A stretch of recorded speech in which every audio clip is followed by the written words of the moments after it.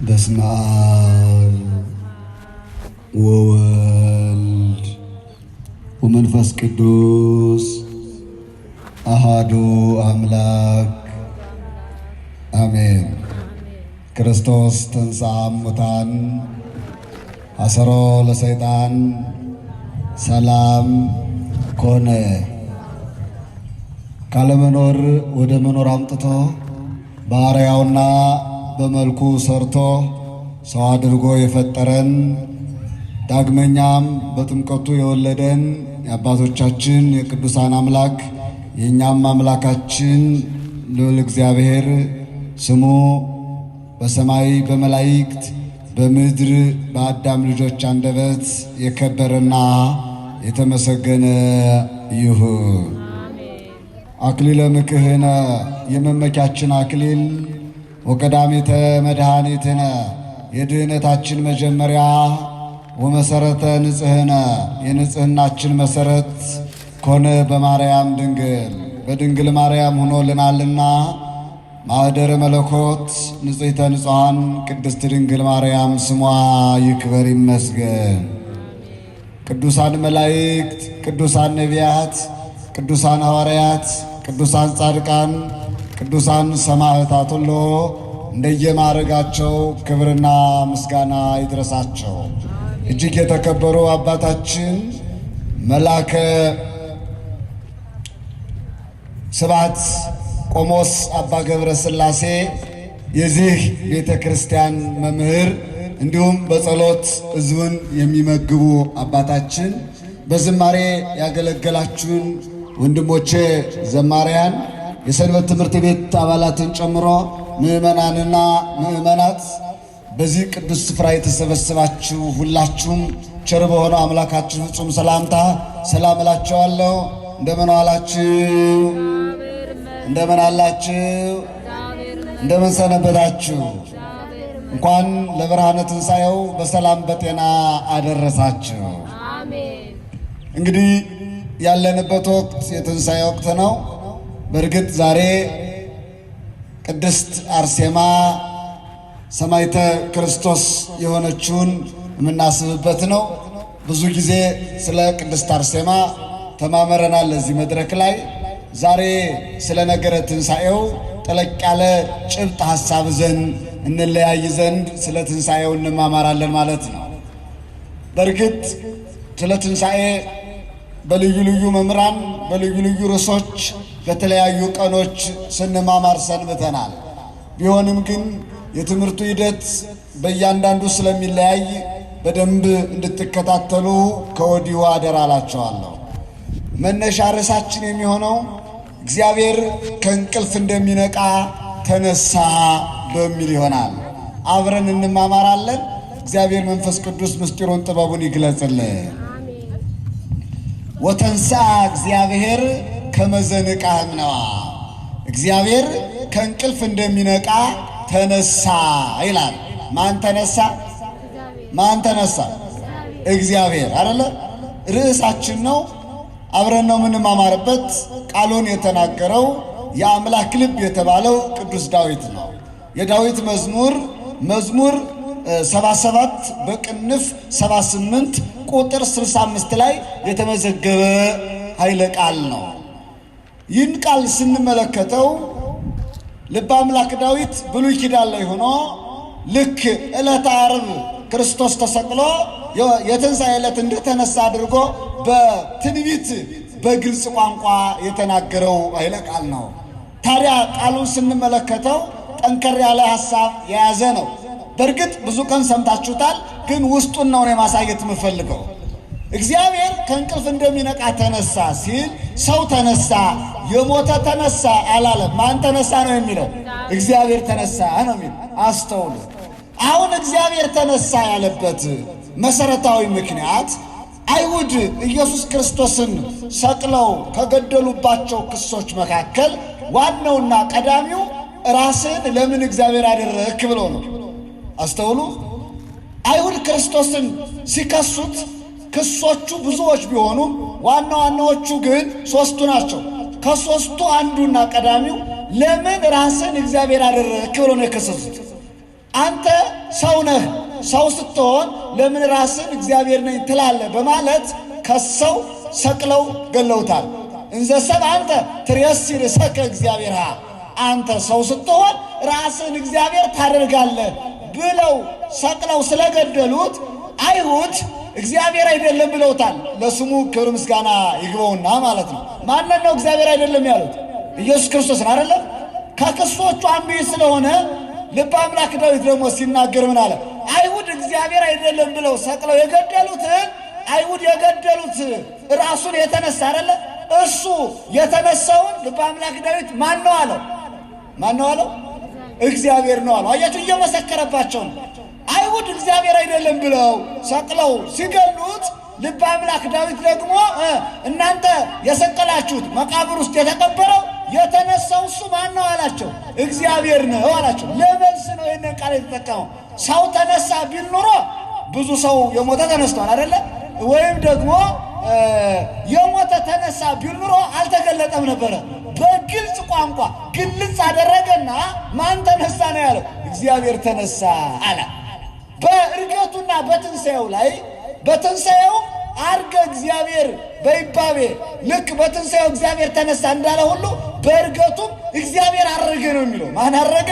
እግዚአብሔር አረገ። እናንተ የሰቀላችሁት የገደላችሁት እሱ ራሱ ተነስቶ ምን አለ? አረገ ለማለት እግዚአብሔር አረገ፣ እግዚአብሔር ተነሳ ብሎ በግልጽ ቋንቋ አስተምሯል። ይህ ውስጡን ገባ ብለን ካየነው ለአይሁድ ራስ ምታት ነው። ምክንያቱም እግዚአብሔር አይደለም ብለው ነበረ ሰቅለው ገደሉ። ግን እግዚአብሔር እንደሆነ መጽሐፍ መሰከረባቸው። አሁን ምን ይላሉ? ምንም መልስ የላቸውም አይደለ? እግዚአብሔር ደግሞ የመሰከረው የእነሱ ወገን የሆነ ነው። ልበ አምላክ ዳዊት እኮ እስራኤላዊ ነው። የአይሁድ ምድር ላይ ነው አይደል የተወለደው? የአይሁድ ምድር ላይ ነው የተወለደው፣ እስራኤላዊ ነው። ስለዚህ ልበ አምላክ ዳዊት ራሱ ይህንን ቃል ሲናገር ከገዛ ወገኖቹ ለራሳቸው መልስ የሆናቸው ዘንድ አስቀምጦታል ማለት ነው። በዚህ የተነሳ እግዚአብሔር ከእንቅልፍ እንደሚነቃ ተነሳ ሲል ግን የእግዚአብሔር ወልድን ሞቱን ለምን በእንቅልፍ መሰለው የሚል ጥናት ያስፈልገዋል። ለምን ከእንቅልፍ እንደሚነቃ ተነሳ ብላችሁ አጥንታችሁ ታውቃላችሁ? ሞቱ ለምን በእንቅልፍ ተመሰለ? ሶስት መሰረታዊ ምክንያቶች አሉት። እነኝን ያዙ። በሶስት መሰረታዊ ምክንያቶች የእግዚአብሔር ወልድ ሞት በእንቅልፍ ተመስሏል። የመጀመሪያው የእንቅልፍ ጊዜ አጭር ነው። አንድ ሰው ቢተኛ በቀን ውስጥ እንደ ሳይንሱ 8 ሰዓት ነው። በጣም እንቅልፋም ከሆነ 11 ሰዓት ቢተኛ ነው። አንድ ሰው ስንት ሰዓት ሊተኛ ይችላል በቀን ውስጥ? 11 ሰዓት አይደለ? የህፃናትንም የትልቆችንም አብሬጅ ወስደን ማለት ነው። ህፃናት አሁን ብዙ ሰዓት ሊተኙ ይችላሉ። ከ15 ሰዓት በላይ ሊተኙ ይችላሉ አይደል? የወለዳችሁ እናቶች ታውቁታላችሁ። ያልወለዱ አያውቁትም። ይሄንን የወለዱ እናቶችና አባቶች ነው የሚያውቁት። ብዙ ጊዜ ህፃናት ጊዜያቸውን የሚያሳልፉት በእንቅልፍ ነው። ትላልቆች ደግሞ ከ8 እስከ 10 ሰዓት ሊተኙ ይችላሉ። ዓለም አቀፍ ስምምነት አንድ ሰው በ24 ሰዓት ውስጥ ስንት ሰዓት ሊተኛ ይችላል ተብሎ ታስቧል? 8 ሰዓት ማለት ነው። ግን እኔ ደግሞ ምን እላቸዋለሁ? ከሁሉም አብሬጅ ነስተን በ24 ሰዓት ውስጥ አንድ ሰው 11 ሰዓት ሊተኛ ይችላል ብለን እንውሰድ። 11 ሰዓት በ3 ቀን ውስጥ ስንት ሰዓት ይተኛል? በ24 ሰዓት ውስጥ 11 ሰዓት ከተኛ በ3 ቀን ውስጥ ስንት ሰዓት ይተኛል? ንገሩኝ። ትምህርት ይጋራል። 33 ሰዓታት ሊተኛ ይችላል አይደል? እንደ ምሳሌ ነው የምነግራችሁ።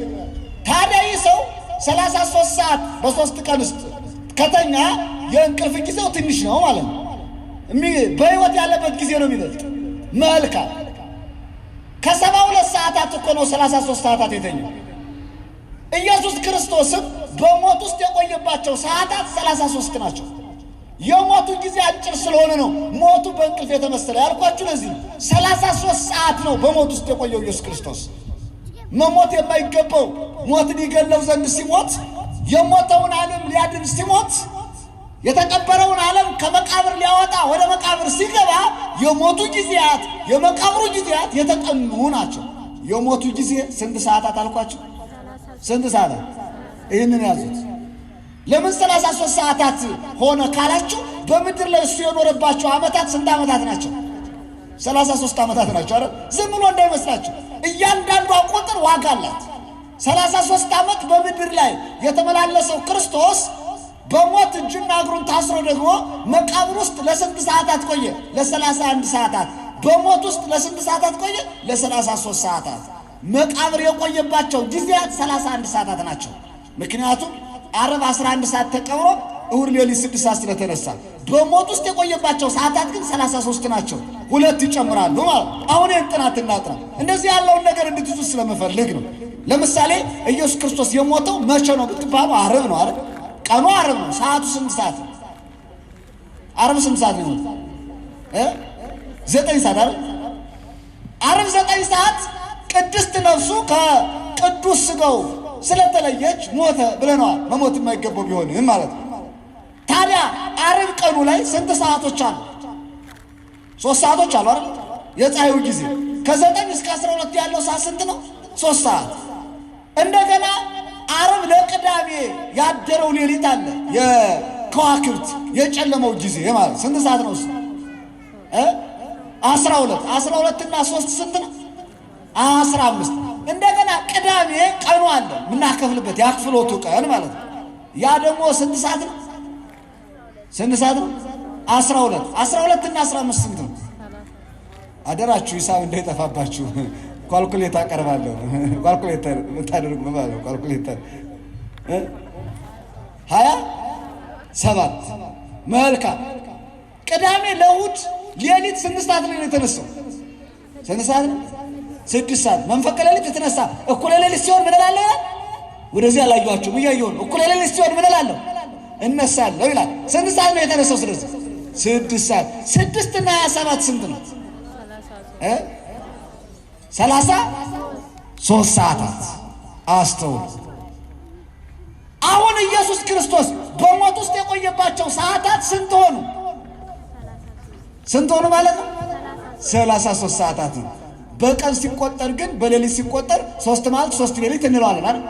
ምክንያቱም ዓርብ ነው የሞተ። ዓርብን አንድ አለ፣ እሑድ ነው ቅዳሜን አንድ አለ፣ እሑድን አንድ አለ። ስንት ቀኖች? 3 ቀኖች አይደል እንጂ ወደ ሰዓት መጥተው ጥናት ሲጠኑ ግን ስንት ሰዓታቶች አላቸው የሆነው? 33 ሰዓታት ናቸው ማለት ነው። አሁን እንደዚህ ከሆነ የሞቱ ጊዜ ምንድን ነው ማለት ነው? አጭር ነው አይደል? ትንሽ ነው አይደል? ለዚያ ነው ሞቱ በእንቅልፍ የተመሰለ ማለት ነው። የተቀበረው 11 ሰዓት ነው። ዓርብ 9 ሰዓት ሙቶ 11 ሰዓት ስለተቀበረ የመቃብሩ ጊዜያት ስንት ናቸው ማለት ነው? 30። የመቃብሩ 31 ሰዓታት። 11 ነው የተቀበረ። ስንት ሙቶ? 9 ሙቶ 2 ሰዓት ያክል ከመስቀል አውርዶ የሚቀብረው ጠፍቶ ነበር ማለት ነው። 2 ሰዎች ናቸው ክርስቶስን የቀበሩት፣ ዮሴፍና ኒቆዲሞስ። 2 ሰዎች ከመስቀል አውርደው ቀብረውታል። ኋላ መጣበታለሁ። ስለዚህ አሁን ምን ለማለት ፈልጌ ነው? ለምን ሞቱ በእንቅልፍ ተመሰለ የሚል ጥያቄ ቢመጣ የእንቅልፍ ጊዜ አጭር ነው። የሞት ጊዜ የክርስቶስ የሞት ጊዜው ምን ስለሆነ? አጭር ስለሆነ ነው። አንድ። ሁለተኛ ለምን የክርስቶስ ሞት በእንቅልፍ ተመሰለ ከተባለ የሚገርማችሁ የሞተ ሰው እና የተኛ ሰው ሁለቱ ልዩነት አላቸው። የሞተና የተኛ ይለያያል። የሚተኛ ሰው ማታ የሚተኛ ሰው ነገ እንደሚነሳ አውቆ ነው የሚተኛ። ስሙ ይህን። አሁን እኛ ዛሬ ማታ ሲመሽ እንተኛለን፣ ነገ ምን እንላለን? እንነሳለን። ቀጠሮ ይዘን ተናግረን አይደለም እንተኛ። ጠዋት እነሳለሁ ብለን ተናግረን ምናልባት አላርም ሞልተን በዚህ ሰዓት እንነሳለን ብለን እንዲያም ካልሆነ ደግሞ ቀስቃሽ አዘጋጅተን እምንተኛው ማለት ነው። ዙሮ ማታ የተኛ ሰው ጠዋት እንደሚነሳ ተናግሮ ነው። ዓርብ በሞተ ጊዜ ክርስቶስ እሑድ ምን እላለሁ ነው የሞተ? እነሳለሁ። አይገርማችሁ? የተኛ ሰው መነሳቱን አውቆና ተናግሮ እንደተኛ ሁሉ ክርስቶስን በሞተ ጊዜ በሶስተኛው ቀን ምን እላለሁ አለ? እነሳለሁ አለ። አያችሁ?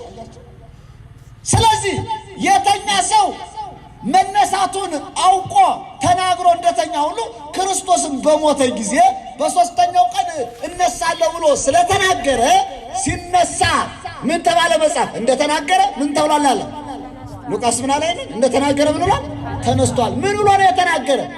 በሶስተኛው ቀን እነሳለሁ ብሎ ተናግሯል። እኔ እናንተ ስንሞት በዚህ ቀን እንነሳለን ማለት እንችላለን? በትንሣኤ ዘጉባኤ እንነሳለን አይደለ? እሱም እግዚአብሔር ነው የሚያስነሳው። ለዚህ ነው ሞቱ በእንቅልፍ የተመሰለ።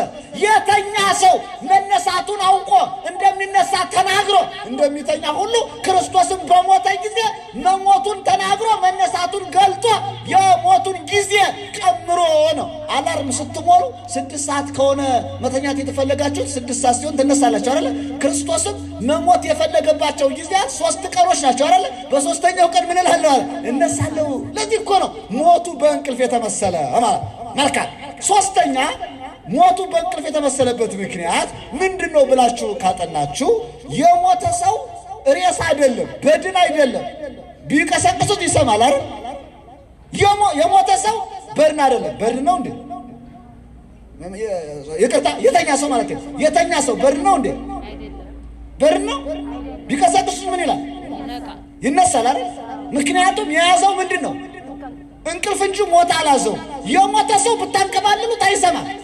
የተኛ ግን እንደው ሌላው ቀርቶ ውሃ ብትደፉበት ይነቃል አይደል? ለምንድን ነው ታዲያ ሞቱ የክርስቶስ ሞት በእንቅልፍ የተመሰለ ካላችሁ የተኛ ሰው በድን እንዳልሆነ ሁሉ ክርስቶስም በሞተ ጊዜ ሕያው ነው ማለት ነው። ሞቶ ሳለ ምንድን ነው? የተኛ ሰው ሕይወት አለ። የሞተ ግን ምን የለው? ሕይወት የለው። ከሌሎቹ ሙታን ተለይቶ የክርስቶስ ሞት በእንቅልፍ የተመሰለ የተኛ ሰው ሕይወት እንዳለ ሁሉ ክርስቶስም ሙቶ ሳለ ምንድን ነው? ሙቶ ሳለ ምንድን ነው? ሕያው ነው። ሕያው ነው። ለዚህ ምን ይላል መጽሐፍ? መዊቶ ሀዮ አባቶች ያግዙኛል። ሙቶ ሳለ ምንድን ነው ይላል? ሕያው ነው ይለዋል። ሙቶ ሳለ ሕያው የሆነ እንዲያውም ይሄ ብቻ አይደለም። ሙቶ ሳለ ባለመጣበታል ያልኳችሁ ልግለጸው። ዮሴፍና ኒቆዲሞስ ከመስቀል አውርደው ሲገንዙት ሲቀብሩት ለምን እንደሩቅ ብሲ ዝም ብላችሁ ትገንዙኛላችሁ ለማለት ዋን በሰሰ ጊዜ ኢየሱስ ክርስቶስ አይንቲው ጌታችን አይኖቹን ግልጥልጥ አደረገና ለምን እንደሩቅ ብሲ ዝም ብላችሁ ትገንዙኛላችሁ አላችሁ። ሞቶ ሳለ አይኖቹን ገለጠ። ሕያው መለኮት ከስጋው ስላልተለየ ማለት አይኖቹን ግልጥልጥ አደረገና ዝም ብላችሁ አትገንዙኝ፣ ቅዱስ እግዚአብሔር ቅዱስ ኃያል ቅዱስ ሕያው ዘኢይመውት እግዚአብሔር ኃያል ነው፣ እግዚአብሔር ሕያው ነው፣ እግዚአብሔር ቅዱስ ነው፣ እግዚአብሔር የማይሞት ነው እያላችሁ ምን በሉኝ አላቸው። ምን በሉኝ አላቸው። ይህንን ያላቸው ምን ሆኖ ሳለ ነው? ምን ሆኖ ሳለ?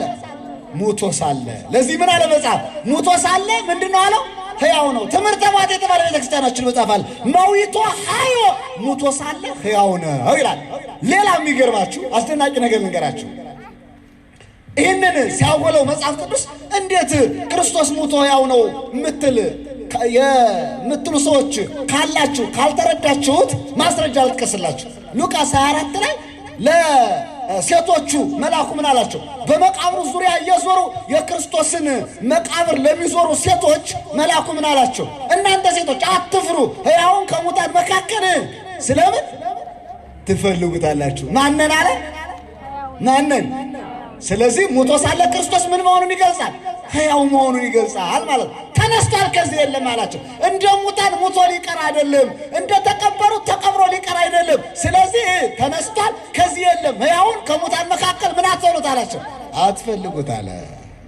ስለዚህ የክርስቶስ ሞት ለምን በእንቅልፍ ተመሰለ ከተባለ በስንት ምክንያቶች አልኳችሁ? በስንት?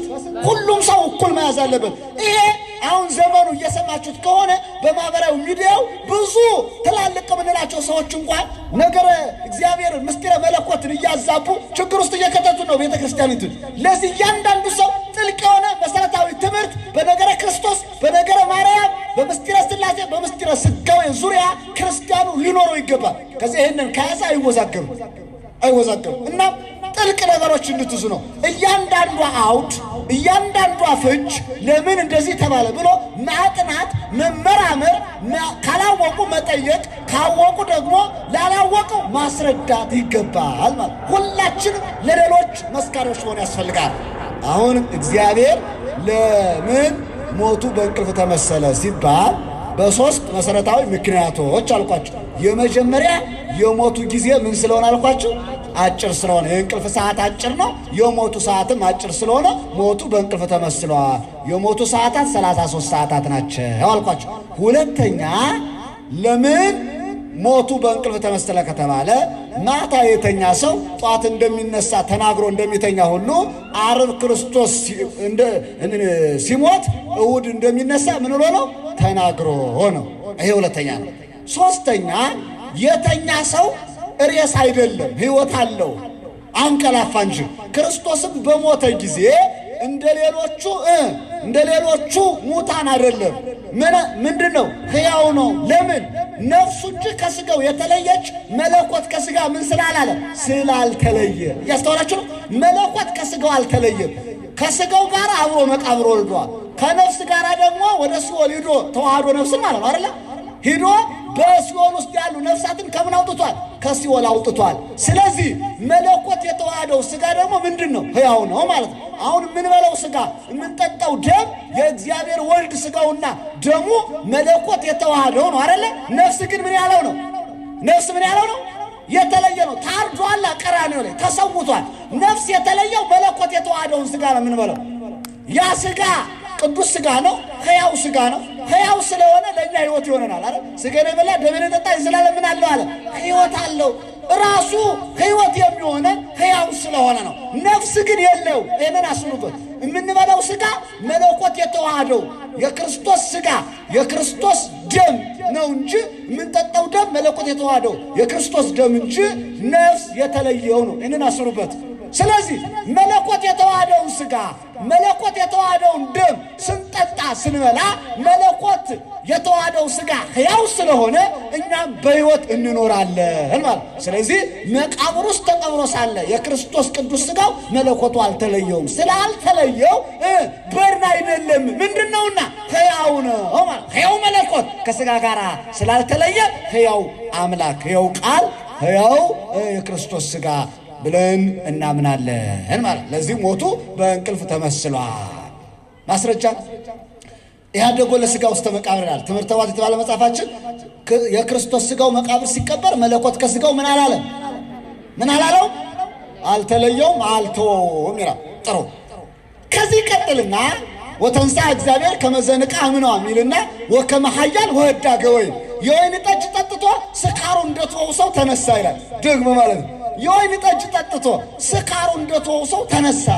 አሁንም የክርስቶስ ሞት በምን ተመሰለ ማለት ነው? በስካር አይደለ? ስካሩ እንደተወው ሰው ተነሳ ነው የሚለው የዳዊት መዝሙር 77 ሁሌም ዲያቆናቱን ይሰብኩታል። ወተንሳ እግዚአብሔር ከመዘንቃ ምኖ ወከመ ኃያል ወህዳገ ወይን ወቀተለ ጸሮ በድሬሁ ይላል አይደለ? ይሄ ሲተረጎም ሲብራራ ነው እንደዚህ የምላችሁ። የወይን ጠጅ ጠጥቶ ስካሩ እንደተወው ሰው ተነሳ ይላል። አሁን የክርስቶስ ሞት እዚህ ላይ በስካር ተመስሏል። የሰከረ ሰው አሁንም ምን መሰላችሁ? ለዘላለም ሰክሮ አይቀርም። ማታ የሰከረ ሰው ጠዋት ስካሩ ይለቀዋል። እውነት ነው አሰብ ነው? እንደውም ቆይ እስቲ ልጠይቅ፣ ስካር ለስንት ሰዓት ያቆያል? የሰከረ ሰው ስንት ሰዓት ነው ሰክሮ የሚቆየው? ንገሩኝ እስቲ ወንዶችን የጠየኳችሁ ስንት ሰዓት ሰክሮ ይቆያል? አታውቁትም? መጠጣት ብቻ ነው። የመስከሪያ ጊዜ አይታወቅም። ተውት እናንተ ባትነግሩኝ ሴቶች ይነግሩኛል እንዴ? የወንዶችን ጉድ የሚያውቁ ገመና ሸፋኞች እስቲ ንገሩኝ እናቶች እህቶች። እንዴው ወንዶች ጠጥቶ ሲመጡ በባለ 50 ድግስ ቤት ወይም ሰርግ ምናምን ሚዜ ሆነው ይኮመኩሙና ሞቅ ብሏቸው ይመጣሉ አይደለ? ስንት ሰዓት ያቆያቸዋል ስካራቸው? ብቻ ማታ ሰክረው ገብተው ጠዋት ደህና ይወጣሉ አይደል? ይወጣሉ አይደል? ስለዚህ ስካራቸው ለአንድ አዳር ነው ማለት ነው። ተመልከቱ። እንደገና የሰከረ ሰው ስካሩ ለዘላለም አስክሮት አይቀርም፣ ይለቀዋል። አንድ የሰክሮ ሁልጊዜ እንደሰከረ አይቀርም ነው እንዴ? እንደሰከረ ይቀራል? አይቀርም። ክርስቶስም አንድ ሙቶ ለዘላለም ሙቶ ሊቀር አይደለም የሞተው። ለዚህ ነው በስካር የተበሰለ። የሚገርማችሁ የሰከረ ሰው ደግሞ ልቡን አይረሳም። ክርስቶስ ሙቶ ሳለ አምላክነት የባህሪው ነው። ይህን እንዳትረሱ። ሞተ ስንል አምላክነት ተለየው ማለት አይደለም። ይሄን ታውቃላችሁ? አንድ የሰከረ ሰው ሰከረ ስንል ሕይወት የለው ማለት አይደለም። ሕይወት አለው፣ ልቡን አይረሳም ማለት። ለዚህም አለመርሳቱን ላሳያችሁ። መጠጥ ቤት መጠጥ በላይ እየጠጣ ይቆይና የሚከፍለው ሲያጣ ልብሱን ሞባይሉን አስዞ ይሄዳል አይደል? በመነገው ሊከፍል። እውነት ነው አሰብ። ልብሳቸውን አስዘው የሚጠጡ ሰዎች እኮ አሉ። ሞባይላቸውን አስዘው የሚጠጡ ሰዎች አሉ። ወይም አሁን እንኳን ትራንስፈር ማድረግ ስለሚቻል እየጠጣው ዘው ትራንስፈር ያደርጋሉ ማለት ነው። እውነት ነው አሰብ አይ ትውልድ እኮ በጣም አስቸጋሪ እኮ ነው። ይህ ማለት ምንድን ነው? ዕቃቸውን አዝዘው ሲጠጡ የነበሩ ሰዎች በበነገው ስካሩ ለቋቸው የጠጡበት ቤት አይረሱትም። ይረሱታል። ሂደው ገንዘቡን ከፍለው ልብሳቸውን ሆነ ሞባይላቸው ምን ያደርጋሉ? ያስመልሳሉ። ልክ ምን ለማለት ነው ታዲያ? የክርስቶስ ሞት በስካር የተመሰለ ክርስቶስ ሞተ ስንል እንደ ሌሎቹ ሙታን የሚረሳ እንደ ሌሎቹ ሙታን በመቃብር የሚቀር አይደለም። የሰከረ ሰው ሰክሮ እንደማይቀር ሁሉ ክርስቶስን በሞተ ጊዜ ሞቶ ሊቀር አይደለም። የሞተ ሞት እንዲል አድርጎት ሊነሳ ነው የሞተ ማለት። ስለዚህ ምን ይለዋል? ሞቱ በምን ተመሰለ? በስካር ተመሰለ ማለት። ግልጽ ነው ሐሳቤ? እስቲ ግልጽ ይሆነላችሁ። መልካም ነገረ ክርስቶስ ስለሆነ ሁሉም ግልጽ እንዲሆንለት ይፈልጋል። የሚደጋግመው እንድትረዱት ነው። ይህን ይልና ሶስተኛው አረፍተ ነገር ወቀተለ ጸሮ በድሬሁ ጠላቱን ገደለ ይላል። የክርስቶስ ጠላት ሆኖ የተገለጸው የመጀመሪያው ዲያብሎስ ነው። ዲያብሎስ ያመጣው ሞት ሁለተኛ ነው። ሞትን ገደለው ነው። ሞትን ሊገል ነው ክርስቶስ የሞተ። በአጭር ቋንቋ ለመሆኑ ኢየሱስ ክርስቶስ የሞተው ለምንድን ነው ተብሎ ብትጠየቁ ገዳይ ሞትን ሊገድል ነው አይደለ? የማይሞተው ሞተ፣ ሞትን ይሽረው ዘንድ ምን አለ ነው ሊቁ ዮሐንስ አፈወርቅ። የመድኃኒዓለም ቀን ይቀደሳል አይደል? አባታችን በቅዳሴው ላይ የማይሞተው ሞተ፣ ሞትን ይሽረው ዘንድ ምን አለ ይላል? ሞተ የሚለው የማይሞተው ክርስቶስ ሞተ። ግን ለምን ሞተ ከተባለ ሪሰርች ቢጠና ለምን ሞተ ቢባል ምንድነው ምክንያቱ ከተባለ ሞትን ምን ሊያደርገው? ሊሽረው፣ ሊገለው፣ ሊያጠፋው አይደለ? አዎ ከአዳም ጀምሮ እስከ ክርስቶስ ድረስ ሰውን ሁሉ ሞት ተቆጣጥሮት ይኖር ነበረ። በሞት ጥላ ስር ነበረ ሰው የሚኖረው። ሁሉም በሞት ስር ሆኖ ወደ ሲኦል ይወርድ ነበረ። ሞት ስላችሁ የሥጋ ሞት እንዳይመስላል፣ ይሄ የማይቀር ነው። ሁላችሁም እንሞታለን። የነፍስ ሞት ነው እያልኳቸው ያለ አዳምንና ልጆቹን ሞት ሰልጥኖባቸው ይኖር ነበረ። በሲኦል መኖር ነው ሞት እያልኳቸው ያለ። ያንን ሊገል ያንን ሊያጠፋ ክርስቶስ ሞቷል። ገዳያችንን አጥፊያችንን ሊያጠፋ እርሱ የሞተው ለዚያ ነው። የማይሞተው ሞተ፣ ሞትን ይሽረው ዘንድ ሞተ እያለ ዮሐንስ አፈወርቅም የተናገረው ይህንን ማለት። መልካም ይህን ካልኩ ሌላ ማስረጃ ላምጣ። ለመሆኑ የኢየሱስ ክርስቶስ ትንሣኤና የሌሎቹ የሙታን መነሳት ምንድን ነው? በምን ይለያሉ? ለማጥራት ያስፈልጋል። አሁን አልዓዛርም ተነሳ ብለነዋል አይደል? የዚህ ሳምንት መዝሙር የአልዓዛር ነው። ተንሥአ ወአንሥአ ኩሎ ሙታነ ይልና ለአልዓዛር ተንሥእ ዘይቤሎ አይደለ? አዎ ተነሳ ሙታንን ማስነሳ። አልዓዛርን ተነሳ ያለው ተንሳ ራሱ ተነሳ ይላል። አልዓዛርን ያስነሳው ራሱ ተነሳ። ከእሑድ ጀምሮ ይህ ሳምንት መዝሙሩ ይህ ነው ማለት ነው ቤተክርስቲያን የምታውጀው። እና ሙታንን ያስነሳው እሱ ተነሳ፣ ሙታንን አስነስቷል፣ እርሱም ተነስቷል። ምንድነው ልዩነቱ? ልዩነት ያስፈልጋል አይደል? ለአንድ ነገር ዲፈረንስ ያስፈልጋል። አለበለዚያማ እንደ ሌሎቹ ሙታን ከሆነ የእሱ ትንሣኤ እንዴት ሊሆን ይችላል? ይህንን ለይቶ ማወቅ ያስፈልጋል። ቅዱስ ጳውሎስ ይህንን ሲለይ ከሙታን የሙታን በኩራቸው ሆኖ ተነሳ ይላል አይደለ? ወይዘኒ ቀደመ ተንሶ ምን ኩሎ ምን ሙታን የሙታን በኩር ሆኖ ከሙታን አስቀድሞ ተነሳ ይለዋል ክርስቶስ። ግን የሚገርማችሁ ከክርስቶስ በፊት ሙተው የተነሱ በርካቶች ናቸው። በጣም ብዙ ሙታን ከክርስቶስ በፊት ሙተው ተነስተዋል። ግን የሱ የመጀመሪያ ይባላል። ለምን? በአራት መሰረታዊ ምክንያቶች የክርስቶስ ትንሣኤ ከሌሎቹ ሙታን መነሳት ይለያል ማለት። በስንት መጀመሪያ ስንት ምክንያቶች ነገርኳችሁ? ሶስት አይደለ? ስካርን ከጨመራችሁ አራት አይደለ? የክርስቶስ ሞቱ በእንቅልፍ የተመሰለበት ምክንያት ሶስት ምክንያቶች፣ በስካር የተመሰለበት ምክንያት አንድ ምክንያት ነግሬያችኋለሁ አይደለ? መልካም። አሁን ደግሞ ሞቱ የክርስቶስ ሞቱ ለምንድነው ከሌሎች ሙታን የሚለየው? ትንሣኤውስ እንዴት ነው ብለን ካጠና በአራት መሰረታዊ ምክንያቶች ትንሣኤው ከሌሎች ሙታን መነሳት ይለያል። አንደኛ አልዓዛርም ተነሳ፣ ክርስቶስም ተነሳ። ልዩነት አልዓዛር የተነሳው በአስነሽ ነው። በማን ነው የተነሳው? በአስነሽ። አስነሹ ማን ነው? ኢየሱስ ክርስቶስ እግዚአብሔር አይደል? ኢየሱስ ክርስቶስ ምንድነው? ራሱ ኢየሱስ ምንድነው ብትባሉ ምንድነው? አትፍሩ እንጂ በሉት። ምንድነው ኢየሱስ ክርስቶስ? እግዚአብሔር ነው አይደል? አምላክ ነው፣ ፈጣሪ ነው፣ ጌታ ነው። ለዚህ እኮ ነው በመነሻ እግዚአብሔር ተነሳ ያልኳችሁ። እግዚአብሔር ስንል ግን እግዚአብሔር ወልድ ነው አይደል? እግዚአብሔር ወልድ። ስለዚህ የአልዓዛር ትንሣኤ በማን ነው ካል በኢየሱስ ክርስቶስ ወይም እግዚአብሔር በእግዚአብሔር ወልድ እንላለን። ራሱ ስለሆነ ማለት በአብ በአባቱ በመንፈስ ቅዱስም ፈቃድ ነው። ስለዚህ ዞሮ ዞሮ በእግዚአብሔር እንለዋለን። ራሱ ኢየሱስ ክርስቶስ በማን ተነሳ ሲባል በስልጣን።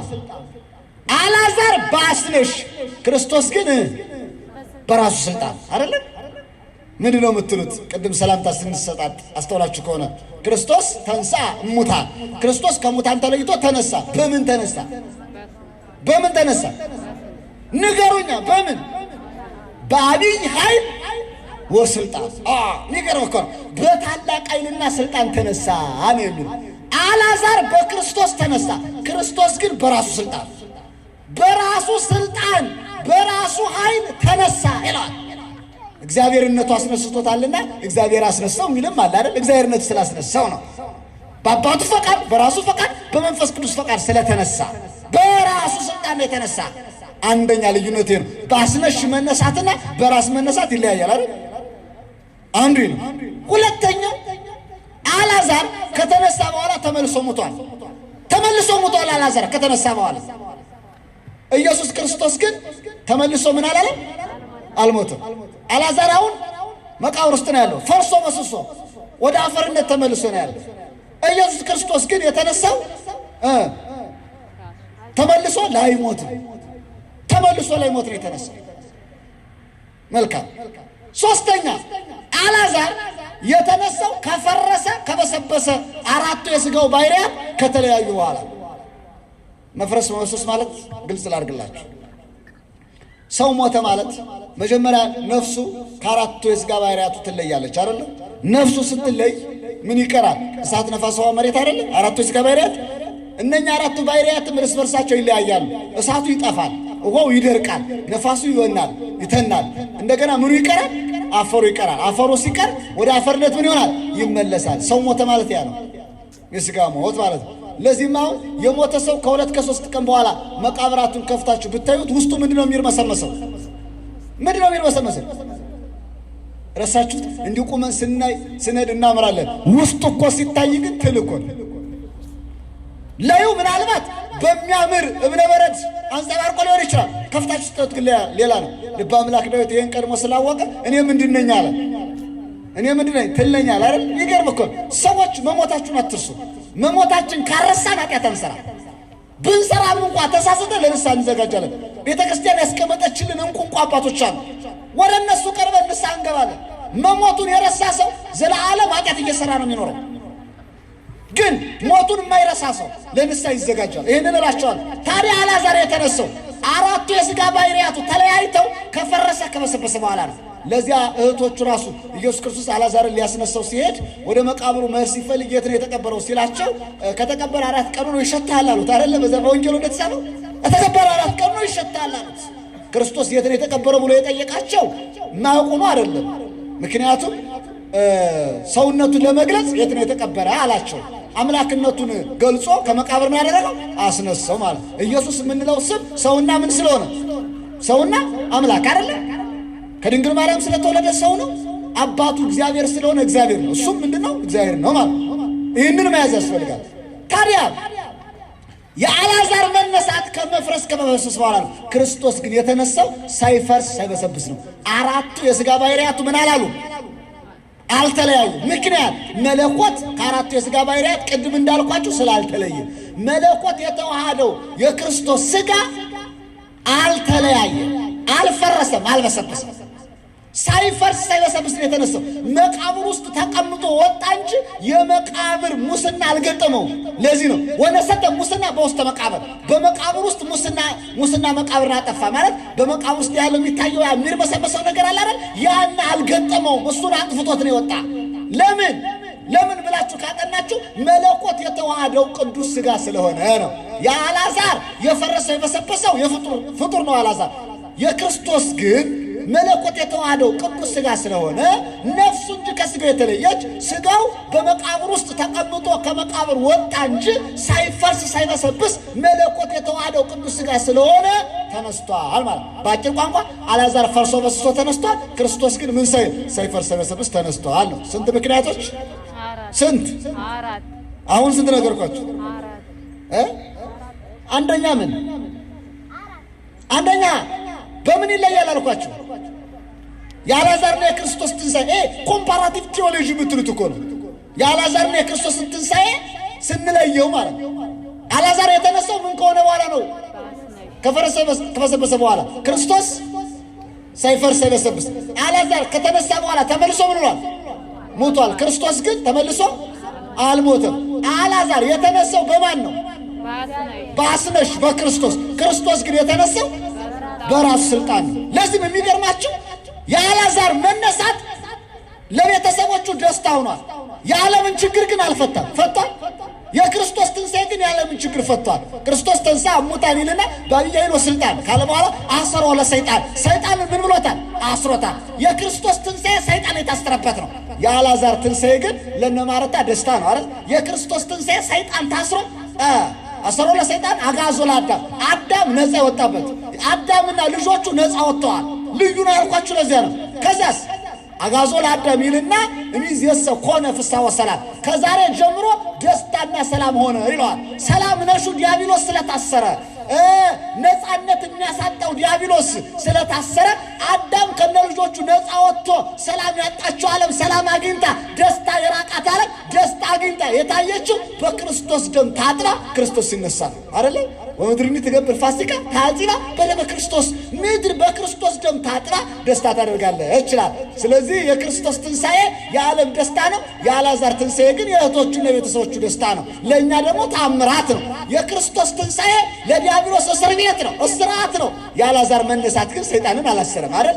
ይለያል እያልኳቸው ነው። የመጨረሻና አራተኛ አልዓዛር እንደገና ለመነሳት ትንሣኤ ዘጉባኤን ይጠብቃል።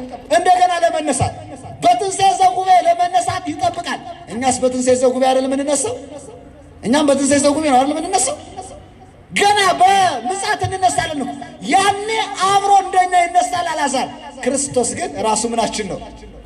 ራሱ ምናችን ነው? ደስ ይላል እኮ ትንሣኤያችን ነው። አነ ውእቱ ትንሣኤ ሕይወት፣ እኔ ምንድን ነኝ አለ? ትንሣኤና ሕይወት ነኝ አለ። በጣም የሚገርም ነው። አልዓዛር ለመነሳት ትንሣኤ ዘጉባኤ ሲጠብቅ፣ ክርስቶስ ግን ራሱ የኛ የእያንዳንዳችን ምናችን ነው? ትንሣኤያችን ነው። የእያንዳንዳችን ትንሣኤ ነው። አነ ውእቱ ትንሣኤ ሕይወት፣ እኔ ትንሣኤና ሕይወት ነኝ አለ። ትንሣኤያችን ነው፣ ያስደስታናል። አስደስቶ ደግሞ ሕይወታችን ስለሆነ በሕይወት ምን ይለናል? ያኖረናል ማለት ነው። እስቲ አንተ ጠይቃችሁ ትንሣኤ ማለት ምንድን ነው ብትባሉ መልሳችሁ ምንድን ነው?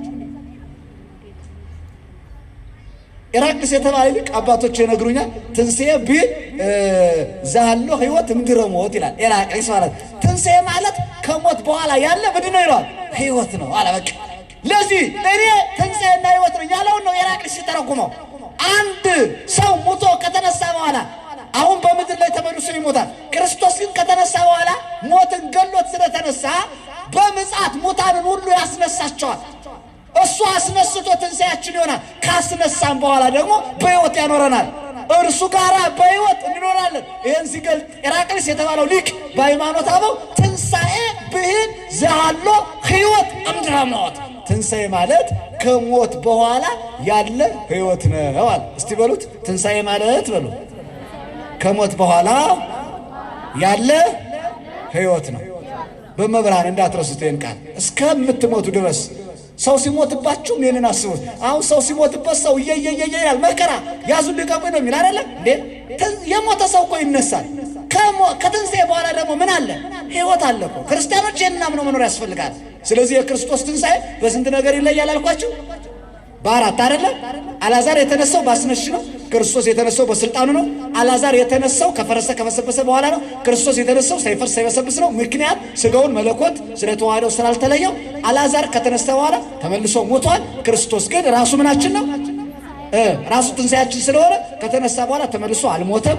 አልዓዛር እንደገና ትንሣኤ ዘጉባኤን ይጠብቃል። ክርስቶስ ግን ራሱ በትንሣኤ ዘጉባኤ ሙታንን ሁሉ ምንም ያለ ነው የሚያስነሳ ነው ማለት። ስለዚህ የክርስቶስ ትንሣኤና የሌሎቹ ሙታን ትንሣኤ ይለያል። አልዓዛርን እንደ ኤግዛምፕል ነው እንጂ አነሳሁት። ከመቃብር የተነሱ ሙታን ሁሉ ተመልሰው ሙተዋል። እንደማን? እንደ አልዓዛር ማለት። መልካም። እንዴት ሰው ከሞተ በኋላ ይነሳል ለምትሉ አሁንም አራት ምሳሌ ልመስልላችሁና ትምህርቴን ልጨርሰው። ኦልሞስት 1 ሰዓት ከ5 እየሆነ ነው። ቢበዛ 10 ደቂቃ ነው ማቆያችሁ። 10 ደቂቃ ጊዜ ስጡኝ፣ ስጡኝ፣ ትምህርቴን ልጨርሳለሁ። ይህንን በተለይ በቀላል ምሳሌ ስለማስረዳችሁ ትጠቀሙበታላችሁ። እንዴት ሙታን ይነሳሉ? ከሞት በኋላ ምን አይነት ሕይወት አለ ለሚል ሰው ትንሣኤን ላሳያችሁ ፈልጋለሁ። አንድ ኤጲፋኖስ የተባለ የቤተ ክርስቲያናችን ሊቅ አለ። ይሄ ከ15ቱ ቅዳሴያት መካከል አንዱን ቅዳሴ የደረሰው ነው። ቅዳሴያት 15 ናቸው። መዓዛ ቅዳሴን ጨምሮ 14ቱ ቅዳሴያት አሉ አይደለ? እነሱ ይቀደሳሉ። መዓዛ ቅዳሴም አሁን በአንዳንድ ገዳማት ትቀደሳለች። አባ ጊዮርጊስ ዘጋስጫ ላይ ደረሳት። ይዘቷ እንደ ቅዳሴ ማርያም ነው። የእመቤታችን ምስጋና የተሞላች ቅዳሴ ናት ማለት ነው።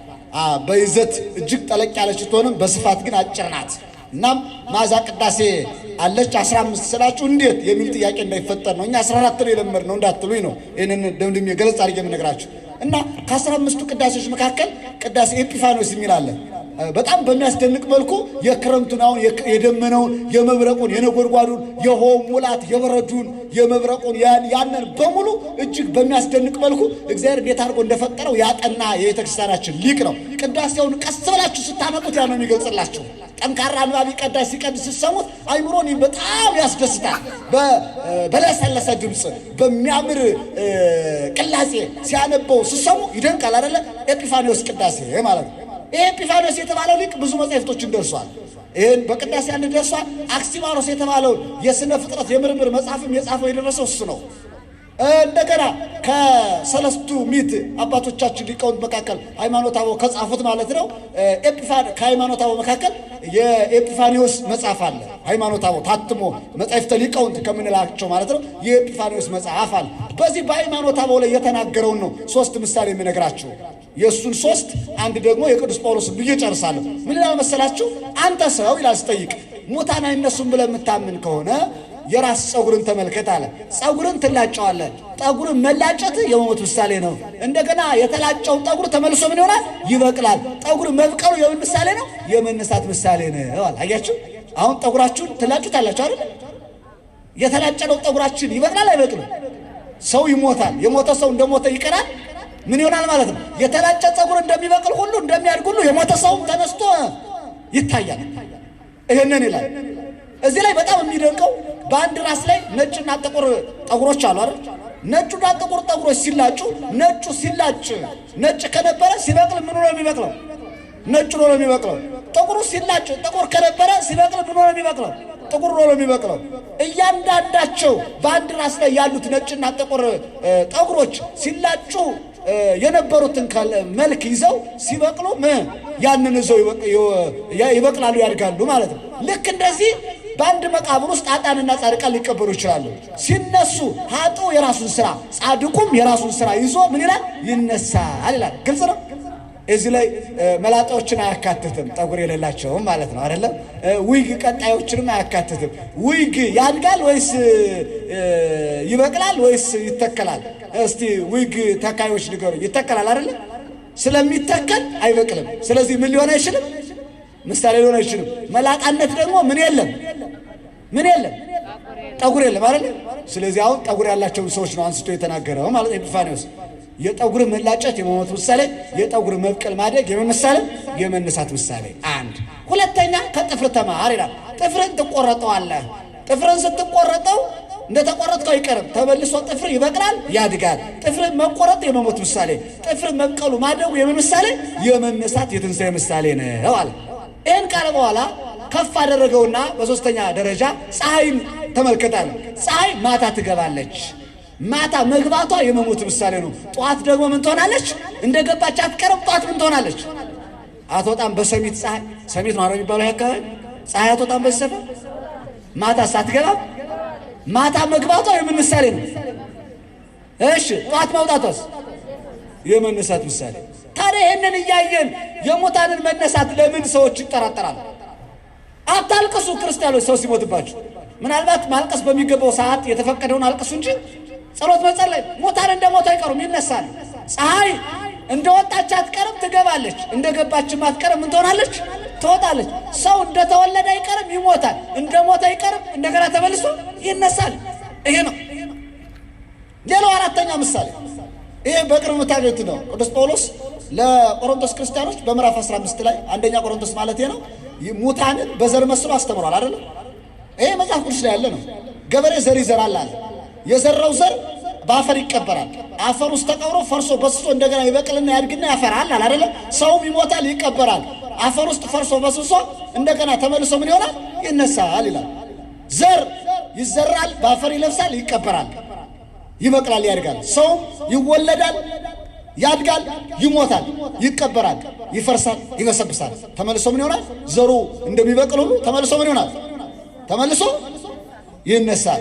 የተለያየ ዘር በአንድ መሬት ላይ ቢዘራ የየራሱን መልክ ይዞ ነው የሚወጣው አይደለ? ጤፍ ቢዘሩት ጤፍ ሆኖ ይበቅላል። ገብስ ቢዘሩት ገብስ ሆኖ ይበቅላል። ሀጥኡ ሲቀበር ሀጥ ከሆነ ሲነሳ ምንድን ነው? ያው ነው። ጻድቁም ሲቀበር ጻድቅ ከሆነ ሲነሳ ያው ነው በማለት ይመስላል። እንግዲህ ከአራቱ ምሳሌዎች ልንማር ይገባል። ምን ናቸው የትንሣኤ ሙታን ማስረጃዎች? ቀላል ቋንቋ እኮ ነው የምነግራችሁ። ስንት ምሳሌዎች ነገርኳችሁ? አራት። አንድ ምን እንደ ያዙ እንጂ አንድ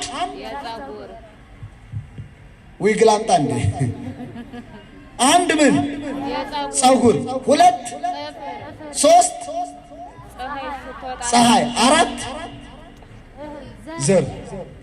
ግልጽ ነው። እነኚህ የምስጢረ ትንሣኤ ሙታን ምኖች ናቸው? ምሳሌዎች ናቸው ማለት። ሞት አልኩኝ።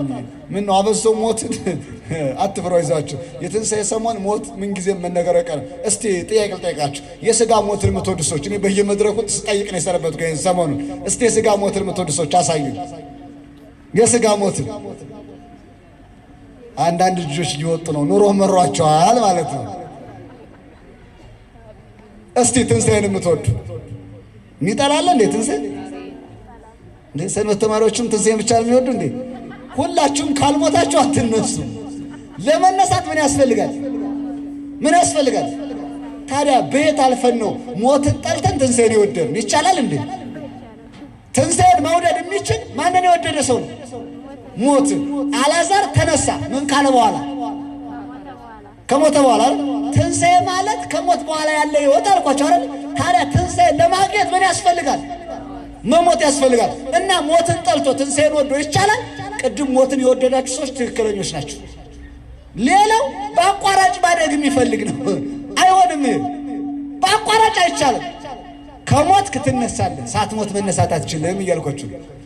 እሺ አሁን ሞትን የምትወዱ ትንሣኤን ወደደ ሞትን አባታችን ግልብጥ። እንደዚህ እኮ ነው። ዘማሪ ቢመጣ ይዘምራል፣ ጨፋሪ ቢመጣ ይጨፍራል። ይሄኛ ህዝብ ማለት ነው። ለዚህ አይደለ ጉባኤ ሲዘጋጅ ህዝቡ ይመጣል። ኮንሰርት ቢዘጋጅም ልብስ አታጥሞ ቲሸርት የዘፋኙን እያውለበለበ ይሄዳል። ሞት ስለ አንድ ነገር ትዝ አለኝ። ባልና ሚስት ናቸው ይባላል። ሚስቲቱ ወዲያው እንደተጋቡ ሰሞን ባሏን ውድ ባለቤቴ አንተ ከምትሞት እኔ ቀድሜ ልሙትልህ፣ ያንተን ሞት ለእኔ አድርገው፣ አንተ ከምትሞትብኝ እኔ ልሙትልህ ትለዋለች። እሱም በአንጻሩ አንቺ ካልሽኝማ አለና አይቅርብኝ ነገር ያንቺን ሞት እኔ ልሙትልሽ፣ ለምን አንቺ ትሞችብኛለሽ ይላታል። እንዲህ እየተባባሉ ሲኖሩ መጀመሪያ የተጋባችሁ ሰሞን ታውቁት የለ ባለትዳሮች ምን ነው እኮ የሚባለው? መጀመሪያ እንቅፋት ሲመጣ እኔን ይላል ይባላል። ትንሽ ከለመዱ በኋላ ሲሞታ ምን አባሽ አስተውለሻተች ይላታል ይባላል።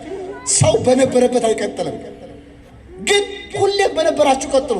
ሴቶችም መጀመሪያ አካባቢ የነበራቸውን የንጽህና አጠባበቅ ካገቡ ትንሽ ከቆዩ በኋላ ይረሱታል። ክርስቲያኖች ሁሌም በነበራችሁበት አቋም ኑሩ። ታዲያ ከዕለታት አንድ ቀን ሞት መጣና ባልና ሚስቱ እንዲህ አውርተው እንደጨረሱ ዛሬ ከሁለታችሁ አንዳችሁን መውሰድ እፈልጋለሁ አላቸው። ከሁለታችሁ ስንታችሁን? ሁለታችሁን ቢል ችግር የለውም፣ አብረው ሊሄዱ ነው። አንዳችሁን ነው መውሰድ የምፈልገው አለ።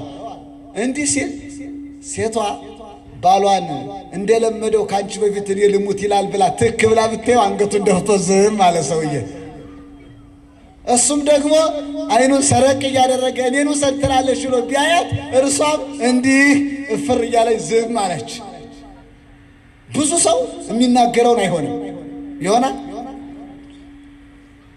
ከዚያ ሴቶች ብልህ ናቸው። ብልሃታችሁ እኮ አይጣል ነው አይደል? እናቶች እህቶች፣ ሞት ወይ አንድ ጥያቄ አለኝ አለችው። ምንድነው ጥያቄ ያሻላት? አንድ ሰው ነው መውሰድ የምትፈልግ? ሁለት አለችው። እንግዲህ መጀመሪያ እኮ ሲናገር ሰምተዋለች። አንድ ነው የምትፈልግ? ሁለት አለችው። አይ እኔ መውሰድ የምትፈልገው አንድ ነው ለዛሬ አላት። ነው አለችው። ሆዷን ነፋ አደረገችና እንግዲያስ እኔ ነፍሰ ጡር ነኝ አለችው። ምን ማለት ነው አለ? ሁለት ነን፣ ማንን ውሰድ? አያችሁ ብልሃቷ፣ እሱን ውሰድ ማለት ነው አይደል? ሞትም ምን አለ? አይ ለዛሬ ትቼዋለሁ አልወስዳችሁም። አጋለጣት አይደል? ስለዚህ ክርስቲያኑ ምን ልላችሁ ፈልጌ ነው፣ ማታደርጉትን አትናገሩ፣ ማትሆኑትን አትመስክሩ። ይሄንን እላችኋለሁ። ክርስቲያን አቋም ያለው ጽኑ የሆነ ማይለዋወጥ እንደ ዘመኑን የማይመስል በአንድ በአቋም በክርስትና ጸንቶ የሚኖር ዘመኑን ግን የሚዋጅ አይደል? ዘመኑን ዋሽቶ በሃይማኖቱ ጸንቶ የሚኖር ነው ክርስቲያን ማለት። የትምህርታችን ርዕስ እግዚአብሔር ከእንቅልፍ እንደሚነቃ ምን አለ ነው? ምን አለ ነው? ተነሳ ነበረ። እንግዲህ እሱ ከሞት ተነስቷል። እኔና እናንተንም ከኃጢአት ሞት ያስነሳ፣ ከኃጢአት መቃብር ያውጣ፣ ከዘረኝነት፣ ከክፋት፣ ከልዩ ልዩ ተንኮሎች ሞት ከተባሉ ክፉ ነገሮች ሁሉ እንደገናም ደግሞ መቃብር ከተባሉ ኃጢአታት ሁሉ እሱ እንዲያወጣን ይፍቀድልን። የእሱን ትንሣኤ እያከበርን እኛ ከሞት ቁም ነገር የለውም። ሞት ከባዱ የኃጢአት ነው አይደለ? የሥጋ ሞት አይቀርም። የኃጢአት ሞት እንዳንሞት እሱ ይርዳል። በኃጢአት ውስጥ ያለን ሰዎች ካለን ለትንሣኤ መዘጋጀት ያስፈልጋል። ትንሣኤ ካለ ከክርስቶስ ጋር ስለምንኖር በኃጢአት የወደቅን በንስሐ ልንነሳ ይገባል እላቸዋለሁ። ትንሣኤውን የሰላም የፍቅር ያደርግልን። ለብርሃነ ዕርገቱ በሰላም በጤና ያድርሰን። ሀገራችን ኢትዮጵያን ሰላም ያደርግልን። ይቆየን።